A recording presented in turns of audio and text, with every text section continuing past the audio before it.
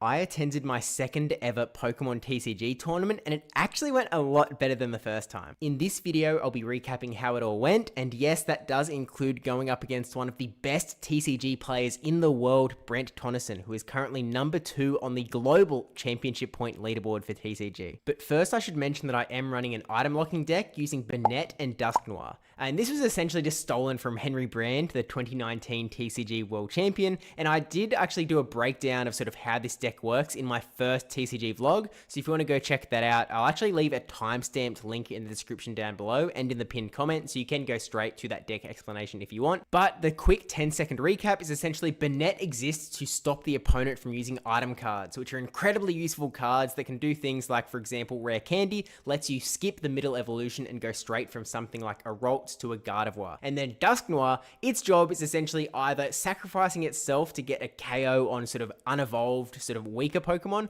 or at the very least doing a bit of chip damage onto larger, bulkier, stronger, evolved Pokemon. This is the exact deck of 60 that I was using, and you can see that I did decide to bring Whalmer along because, I mean, why would I not, you know? It got me top 6 at Sydney Regionals, and that's where this player mat comes from as well, so I was definitely going all in on the Whalmer memes for this one. By the way, welcome to the new channel. Be sure to subscribe if you do enjoy this sort of PvP Steve or PvP Josh content. Essentially, I'll explain at the end, but if you do enjoy the content that I do put out, then please do go ahead and support the channel by subscribing. But yeah, I'll explain at the end. Let's just get into the tournament. In round 1, I was actually up against a Gardevoir deck. Now, I played one of these in my first cup, and we ended up going to a draw on game 3 because we ran out of time.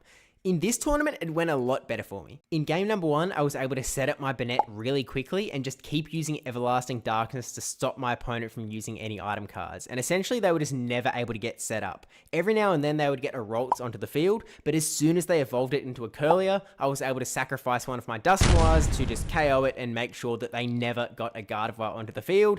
And I can confirm that I never ended up seeing a Gardevoir card at all. And so I was just chipping them down 30 damage by 30 damage by 30 damage, until we picked up all 6 prize cards. Game number 2 went pretty much the exact same way, and like Gardevoir isn't that good of a matchup for my deck, but I was just getting incredibly lucky being able to set up very quickly, and they were getting pretty unlucky. In fact, when we started game 2, they actually got 5 mulligans in a row. They were just drawing no basic Pokemon again and again and again and again and again.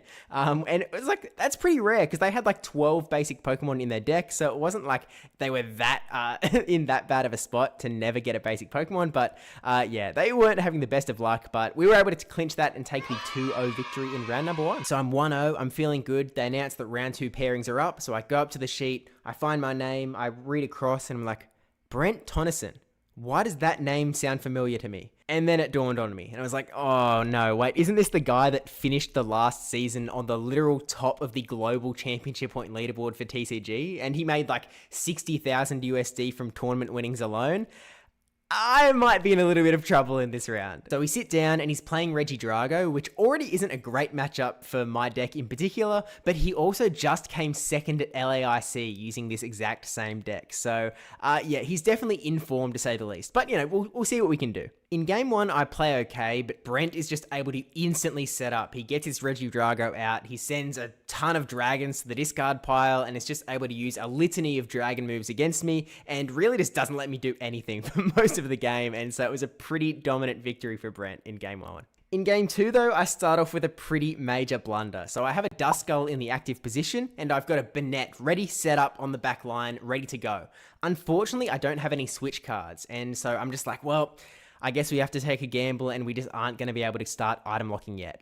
What I didn't realize, and I should have realized this, is that I had an energy card that I could have attached to Duskull and let Duskull retreat so that Burnett could have gone up to the active position, begin the item locking, and really try and get something going in this game.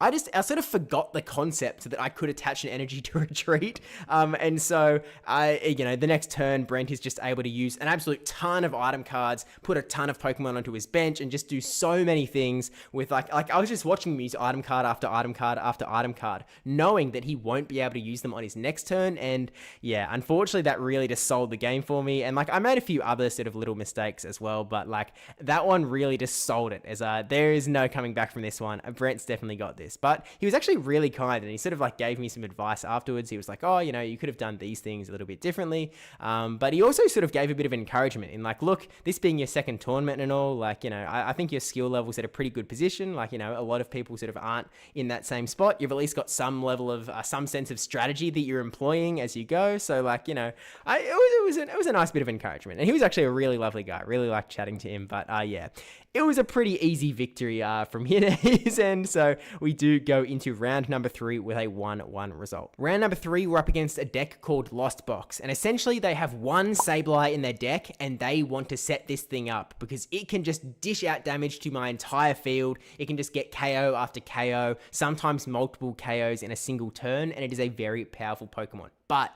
you can't use it straight away. To be able to use it, he needs to send 10 cards to the Lost Zone. And for those non-TCG heads out there, essentially the Lost Zone is like a super discard pile. And when a card goes over there, you are never getting it back, no matter what cards you're using. Now that explains the lost part of the Lost Box name. The box part is essentially because the deck is a bit of a toolbox where you have a ton of item cards that really let you do all sorts of things. They let you set up, they let you send things to the Lost Zone, and then find your Sableye card and sit it down, ready to go, ready to win the game. So, I don't know if you remember this, but my deck is quite good into decks that require item cards, so we're actually in a pretty good spot here. Game 1, I set up my Banette super quickly, immediately start item locking, and to be honest, my opponent just isn't able to do much at all. They send a few Pokemon to the Lost Zone, but they're not getting very good Pokemon draws, they're not getting any good draws at all, I've got a ton of item cards they can't use. It's a pretty dead game for them in game number 1. Game number 2, I actually got really lucky again, and again was able to set up my Banette straight away, put the item lock on, but this one actually did go the distance. I was only doing 30 damage at a time, and over time, he was just able to, get 10 cards, put them in the Lost Zone, and get his Sableye set up, ready to go.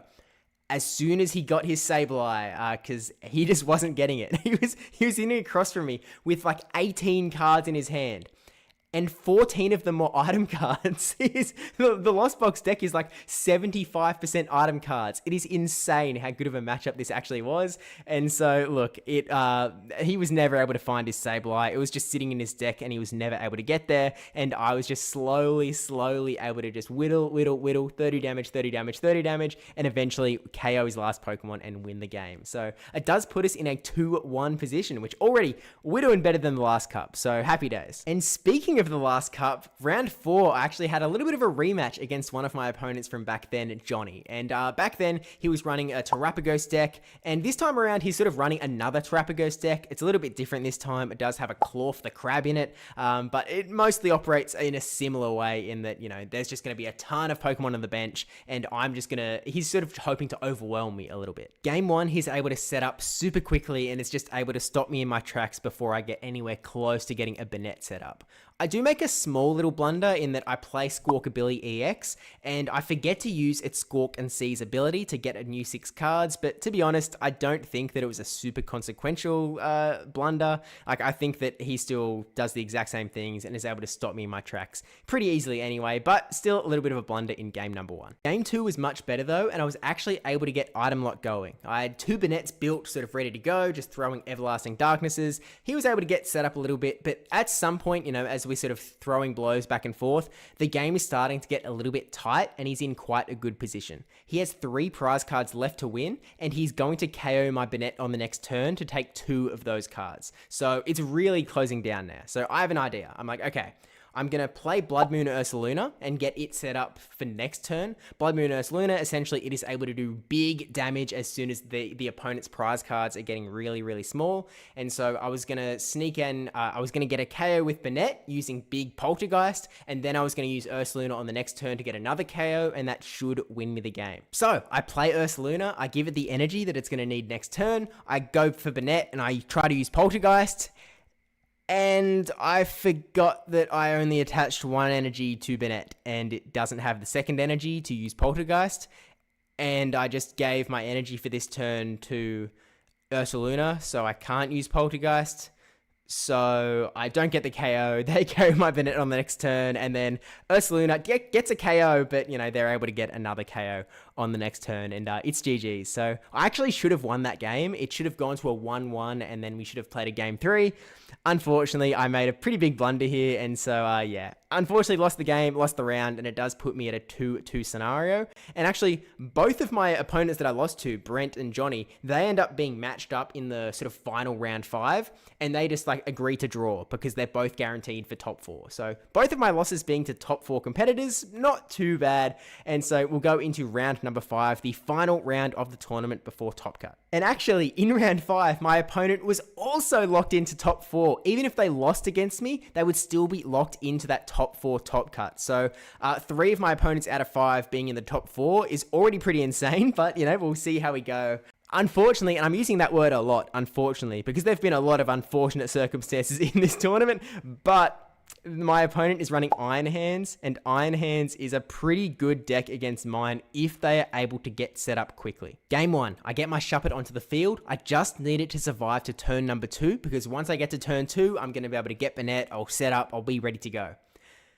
My opponent sets up on turn 1, they get their Iron Hands, they get all the energy it needs, they use Boss's Orders, and they drag my Shuppet out, KO it, and I'm pretty much cooked on the spot, and there is not much that I'm able to do from that point. And so, unfortunately, game 1 is a pretty dominating loss. Game 2, the odds were he could not get as lucky as he did in game number 1 and get that really good setup on turn number 1.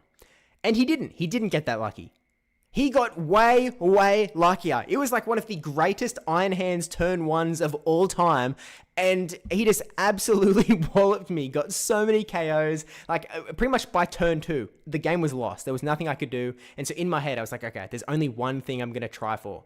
I'm just going to try to get my Whalmer onto the field. But 3 turns later, I'm doing everything I can, literally just with the aim of trying to get Whalmer onto the field, but I just can't do it. He's able to get the last KO that he needs, wins the game, and that is GG's. By the way, I did actually get to use Whalmer once in the tournament. Well, I mean, use it in the sense that I played it, and it was up against Brent Tonisson, so I was able to play it onto the bench in game number 2. I was already pretty strapped at that point. I was not in a good position at all, but, as I played it, I sort of watched him. I was like, I was looking for a reaction, and he kept pretty composed. So I think he might have called my bluff. It was going to be very useful, but, it's a bit of fun anyway. So, whale my hype, I guess. And so that was my tournament run. I ended up with 2 wins and 3 losses, with all 3 of my losses being to 3 of the top 4 out of the tournament. And for someone that's, relatively new to all of this, I was actually really happy with that result. I mean, I ended up in 9th out of 23 people, partially because my tiebreaker was so good, because 3 of my opponents were so absolutely cracked.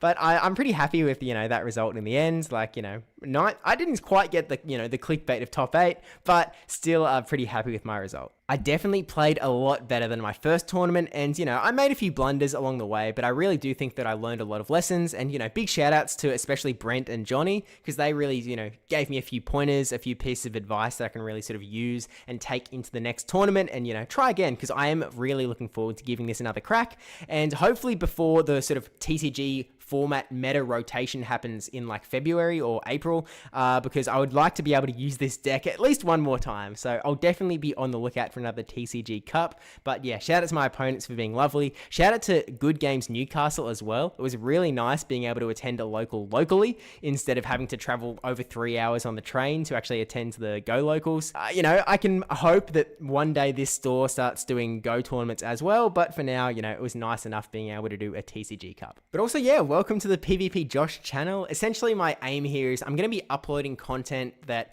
is a little bit more off topic from my main PvP Pokemon Go content that I upload on the main channel, so that I can sort of upload it here without hurting the YouTube algorithm of my other channel.